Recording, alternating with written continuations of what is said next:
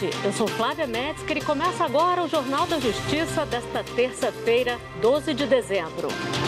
O Conselho Nacional de Justiça aprova por unanimidade resolução que prevê a paridade de gênero no preenchimento de cargos da administração de tribunais de todo o país. Este é um dos destaques de hoje e você acompanha também nesta edição. Segunda turma do Supremo julga mais de 5.000 processos em 2023.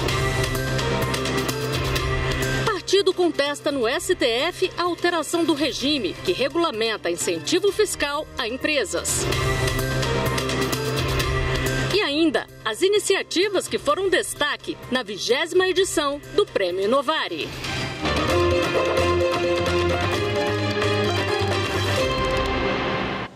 A segunda turma do Supremo Tribunal Federal fez hoje a última sessão do ano. O ministro Dias Toffoli, presidente do colegiado, apresentou o balanço dos julgamentos.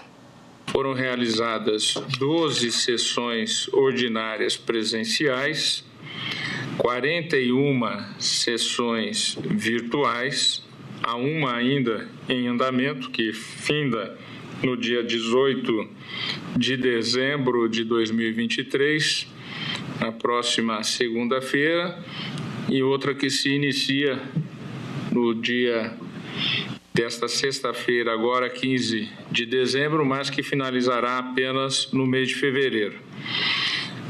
Foram julgados nas sessões presenciais 19 feitos e nas sessões virtuais, que foram 41 sessões até a data de hoje, foram julgados 4.690 feitos. Com os 338 processos pendentes de julgamento na sessão que findará na próxima segunda-feira, dia 18, nós com certeza passaremos dos 5.000 processos julgados. Se não houver pedido de vista ou de destaque, 5.028. E os ministros da segunda turma começaram a julgar nesta terça-feira o recurso da defesa de um empresário investigado na Lava Jato. Os advogados buscavam reverter decisão do Tribunal Regional Federal da 4ª Região e questionavam o depoimento de Rodrigo Garcia Bercovitz, ex-operador da Petrobras, que fechou acordo de delação premiada. Quem tem as informações é a repórter Marta Ferreira. O empresário Márcio Pinto de Magalhães foi preso preventivamente durante uma das fases da Operação Lava Jato, que investigava suposto pagamento de propinas a funcionários da Petrobras por empresas de compra e venda de petróleo e derivados. A defesa questiona uma decisão do Tribunal Regional Federal da 4ª Região, que havia negado o pedido de oitiva de 4 testemunhas que moram no exterior. Os advogados alegavam que os depoimentos apresentariam informações técnicas sobre as condições das operações realizadas pelo empresário. O relator do caso é o ministro Edson Fachin, que negou o pedido da defesa e assim manteve a decisão do TRF4. Emerge inequívoco o fato de que Rodrigo Bercovitz tornou-se colaborador somente após a realização das audiências de oitiva de todas as testemunhas. Depreende-se da petição inicial que instruiu a correição parcial interposta perante o TRF da 1ª Região que os depoimentos das testemunhas de defesa foram tomados em 30 de agosto de 2019, 2 de setembro de 2019 e 9 de setembro de 2019, ao passo que o acordo de colaboração de Rodrigo Bercovitz, segundo o dado extraído do habeas corpus 200.605, que também é de minha relatoria, remonta a 21 de janeiro de 2020.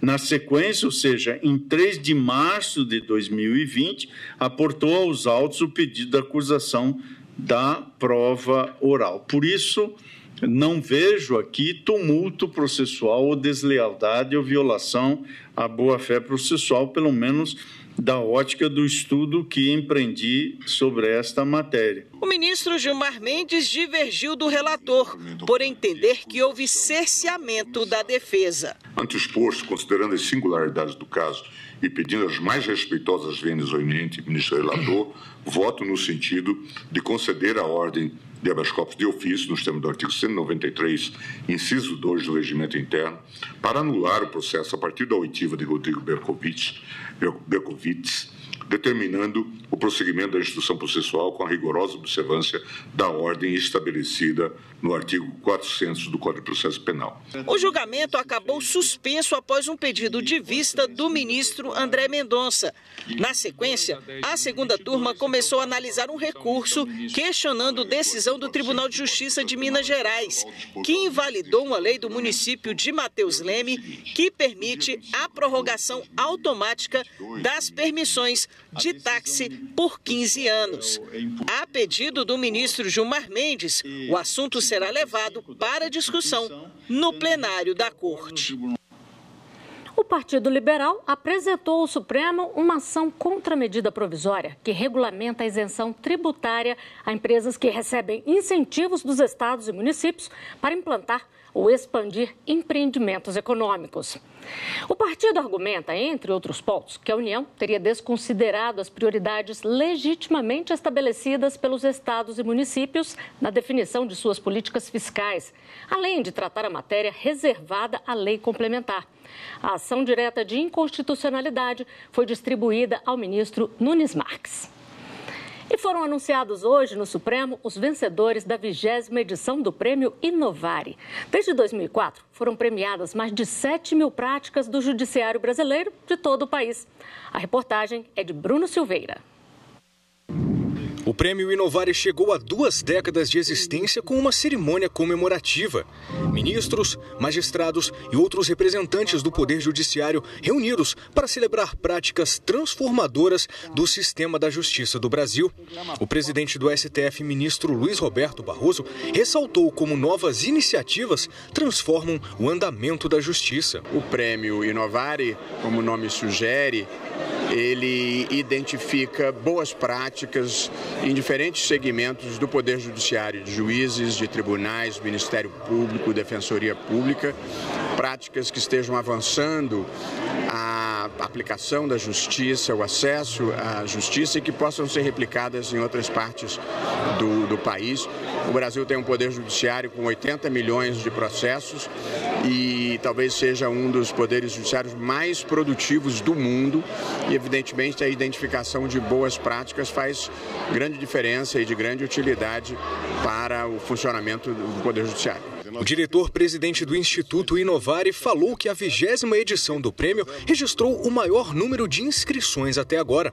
E neste ano, a defesa da democracia e do Estado de Direito foi um dos destaques. Este ano nós recebemos o maior número de práticas até hoje no Inovare. Quer dizer, nós batemos o recorde de número de inscrições, recebemos mais de 700 práticas e dentre todas elas nós identificamos 2 que representam melhor a defesa da democracia e do Estado de Direito. Nós achamos que é um momento importante de ratificar, valorizar os princípios relativos à democracia e ao Estado de Direito, principalmente depois do que ocorreu no dia 8 de janeiro aqui no Brasil. Um dos prêmios destaque por defesa da democracia e do Estado de Direito foi da Defensoria Pública do Amazonas. A gente parte do pressuposto de que nossas instituições, nossas estruturas é que devem se adaptar às peculiaridades do sistema de justiça, do nosso público, dos nossos assistidos e não o contrário. Amanhã de manhã, a partir das 9 horas, a TV Justiça vai transmitir a sabatina de Flávio Dino, indicado pelo presidente da República para ocupar a vaga da ministra Rosa Weber, que se aposentou no início de outubro, e de Paulo Gonet, indicado para substituir Augusto Aras na chefia da Procuradoria-Geral da República. E no próximo bloco, CNJ aprova paridade de gênero para cargos da administração de tribunais. Voltamos já.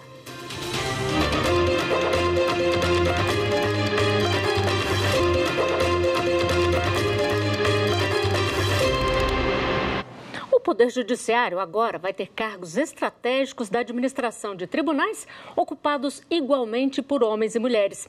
A resolução que irá implementar a nova regra em todos os tribunais do país foi aprovada hoje pelo Conselho Nacional de Justiça.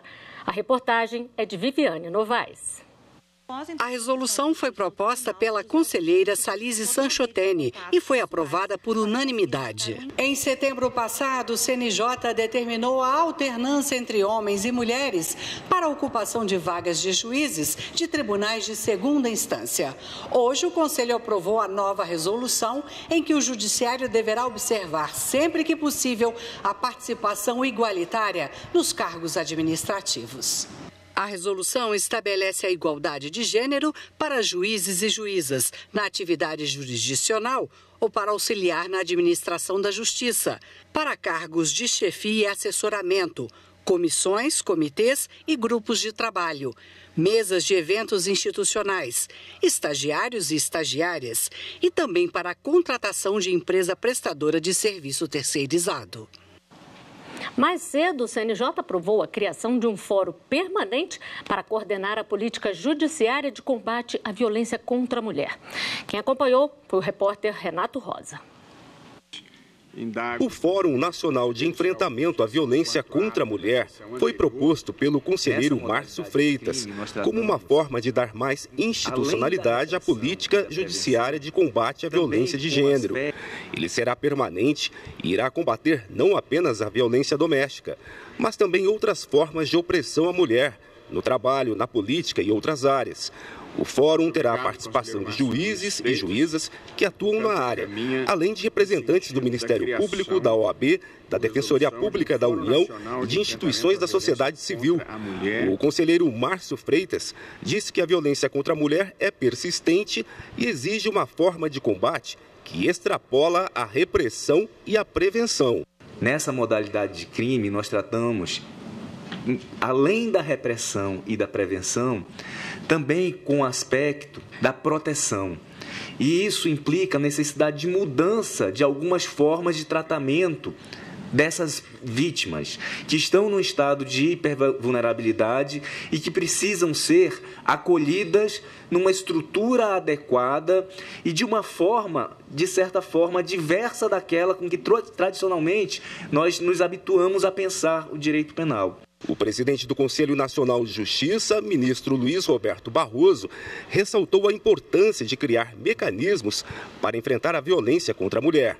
Nós todos sabemos que a violência contra a mulher, somada à violência doméstica, constituem duas verdadeiras epidemias no Brasil que nós precisamos enfrentar bravamente, não apenas com repressão, como também com esclarecimento para derrotar uma cultura agressiva, machista, que muitas vezes oprime as mulheres. Outro tema complexo analisado pelo CNJ foi o funcionamento das comissões de heteroidentificação para avaliar candidatos que disputam concursos públicos no Poder Judiciário pelas cotas raciais.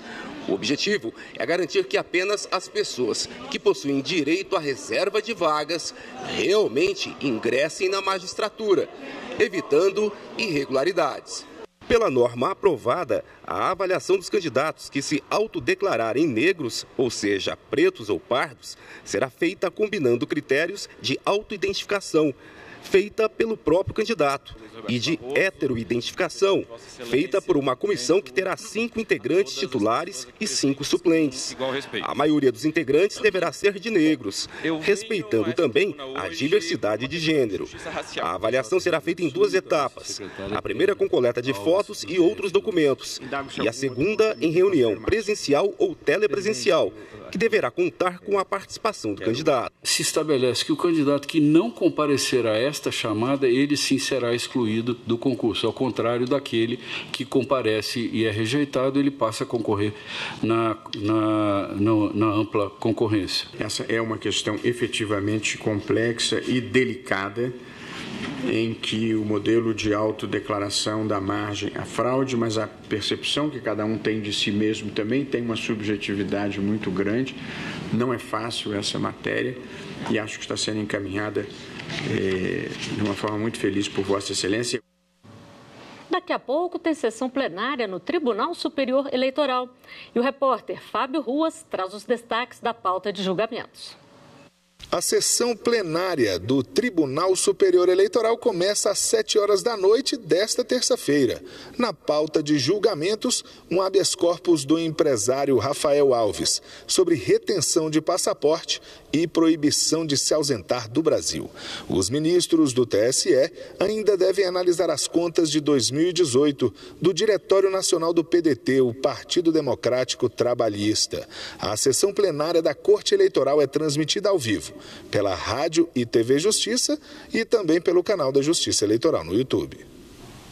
O Superior Tribunal de Justiça encerrou uma ação civil pública que discutia as exigências legais de adaptação de veículos de locadoras para pessoas com deficiência. O acordo promove segurança jurídica a locadoras de veículos e protege direitos de pessoas com deficiência. Repórter Kátia Gomes. Em acordo celebrado no gabinete do ministro Paulo Sérgio Domingues, relator do recurso especial que tramitava na Corte, a locadora Movida aderiu a um termo de ajustamento de conduta firmado entre o Ministério Público de São Paulo e a Localiza, outra empresa do ramo. Na audiência de conciliação, foi decidido que o acordo terá abrangência nacional, se tornando uma referência na promoção de segurança jurídica para o setor de locadoras de veículos de todo o país, sem deixar de resguardar os direitos das pessoas com deficiência. Na origem do caso, o Ministério Público ajuizou a ação civil pública porque as locadoras Movida e Unidas estariam descumprindo as regras sobre adequação da frota previstas no Estatuto da Pessoa com Deficiência. Segundo o dispositivo, essas empresas devem ter um número mínimo de veículos adaptados e cada um deles precisa conter alguns itens obrigatórios. Após seguidas derrotas na Justiça Paulista, as empresas recorreram ao STJ. Antes, no entanto, a Unidas foi incorporada pela Localiza, que havia assinado um TAC referente a impasse semelhante ao debatido no processo. A possibilidade de extensão desse instrumento à Movida foi o que motivou a realização da audiência de conciliação. Por meio do instrumento, foi definido que as locadoras se comprometem a adequar as frotas aos parâmetros do Estatuto da Pessoa com Deficiência.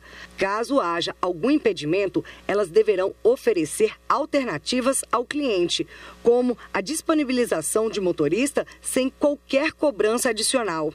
As duas empresas terão ainda que pagar cerca de R$1 milhão ao Fundo Especial de Defesa e Reparação de Interesses Difusos Lesados, que engloba eventuais danos morais e multas. A seguir, TST condena a empresa de vigilância a pagar indenização à viúva de um motorista que morreu em acidente. Voltamos já.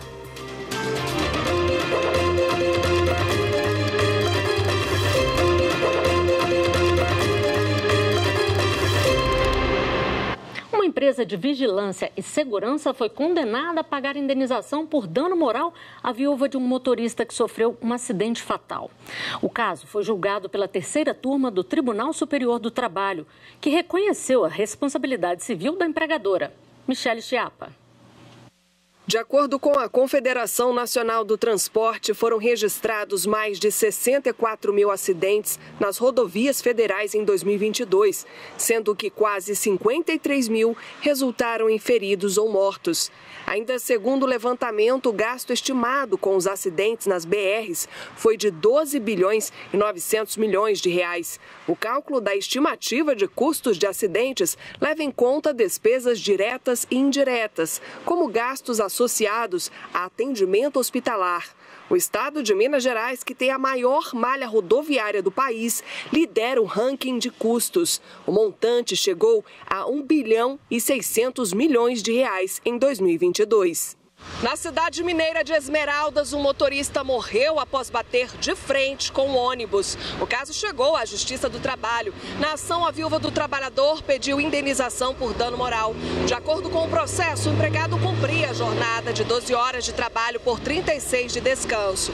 Ele havia sido contratado por uma empresa de vigilância e segurança para vigiar as torres da TIM Celular, conforme as rotas traçadas pela empregadora.